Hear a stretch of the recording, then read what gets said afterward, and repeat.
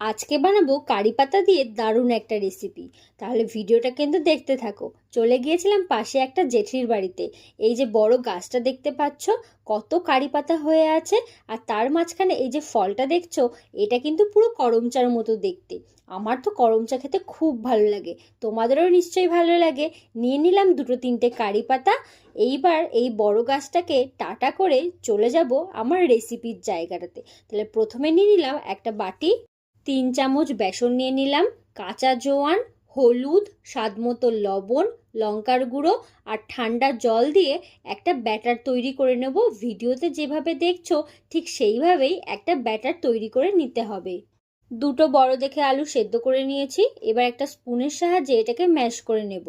গরম ছিল এতটাই, আলুটার ভেতরে দেখো ধোঁয়া উঠছে। আমার প্রচণ্ড হাতে লাগছিল, তাই স্পুনের সাহায্যেই এই কাজটা আমি করছিলাম।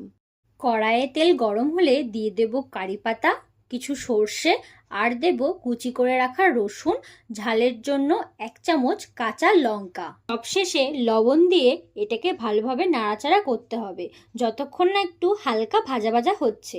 এবার আলু সেদ্ধটাকে এর ভেতরে দিয়ে ভালোভাবে মিশিয়ে নিতে হবে এই মশলাগুলোর সাথে।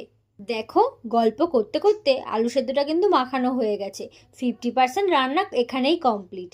এইবার গোল গোল বল তৈরি করে নিতে হবে। দুটো বড় বড় আলু দিয়ে মোট 5টা বল তৈরি হয়েছে। আজকে যে রেসিপিটা তৈরি করছি সেটা হয়তো অনেকেই খেয়েছো, কিন্তু আমি কোনোদিনও খাইনি, তাই নিজেই বাড়িতে বানিয়ে ফেললাম এই রেসিপিটা।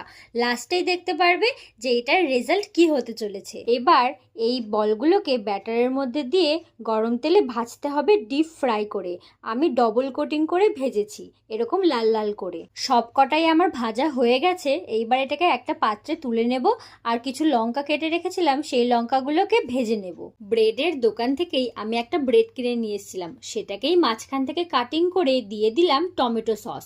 এরপর আলুর পকোড়াটাকে দিয়ে উপরে ওই ভাজা কাঁচা লঙ্কাটাকে দিয়ে পরিবেশন করে ফেললাম বড়া পাও। আমি কোনোদিনও খাইনি, কিন্তু এটা খেতে কিন্তু দারুণ হয়েছিল। এর ভেতরে ধনেপাতার চাটনি দেয়, আমি সেটা বানাইনি। ধনেপাতার চাটনি ছাড়াই এটা খেতে দারুণ লাগছিল। তাহলে তোমরাও বাড়িতে বানিয়ে ফেলো।